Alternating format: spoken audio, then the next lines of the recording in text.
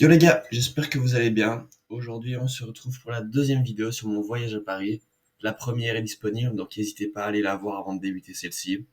La dernière fois, les gars, je vous avais laissé un peu le suspense concernant le sujet de cette vidéo, mais je vais vous le présenter sans plus attendre là. Donc aujourd'hui, je vais vous parler de Montmartre, les gars, et de pourquoi j'ai kiffé, notamment grâce à la vue, l'architecture et les petites ruelles juste à côté, franchement, qui étaient sympas. Donc pour débuter, le Sacré-Cœur est vraiment un site incroyable, hein, parce que si vous le savez pas, le Sacré-Cœur c'est l'église qui est tout en haut de la butte du Montmartre, enfin de Montmartre. Mais enfin c'est vrai qu'il faut monter quelques marches, mais on profite justement en plus de la vue qu'offre le site après avoir galéré pour y accéder. Donc franchement c'est assez cool. On a peut-être versé une petite larme, enfin une petite goutte de sueur, mais ça permet justement de mieux apprécier la vue qui s'offre à nous. Parce que vraiment Paris s'étend à l'horizon avec les monuments connus comme la Défense, mais surtout la ville en tant que telle. C'est ça que je trouve vraiment beau. De plus, les gars, je vous avais parlé de la vue sublime du Sacré-Cœur, hein.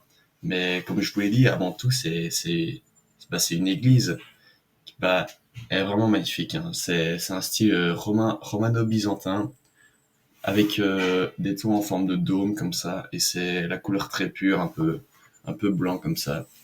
Mais vraiment, c'est une église que je trouve incroyable. C'est juste dommage que, comme j'étais avec l'école, on n'a pas pu rentrer à l'intérieur. Mais, enfin, parce que c'était payant. Du coup, ça rentrait pas dans le budget. Mais vraiment, si vous avez l'occasion, les gars, n'hésitez vraiment pas, hein. Malheureusement, c'est vrai que comme la plupart des lieux à Paris où il y a beaucoup de gens, Montmartre, fait pas exception et, c'est pris d'assaut par des pickpockets. C'est vraiment dommage de devoir constamment surveiller ses affaires et tout, par risque de se les faire prendre. Mais je doute pas que se faire voler son téléphone ou quoi, ça doit sûrement enlever le plaisir de la visite. À mon avis, si tu te retrouves si tu quittes Montmartre et que t'as plus de portefeuille, je pense que tu vas pas en garder un souvenir très positif. Enfin, Montmartre n'abrite pas que le Sacré-Cœur. Il y a vraiment plein de rues juste à côté, comme je vous l'ai dit précédemment. Et vraiment, ces petites rues, ces ruelles ou quoi, elles ont vraiment beaucoup de charme et beaucoup d'histoire. Je pourrais notamment vous parler du Moulin.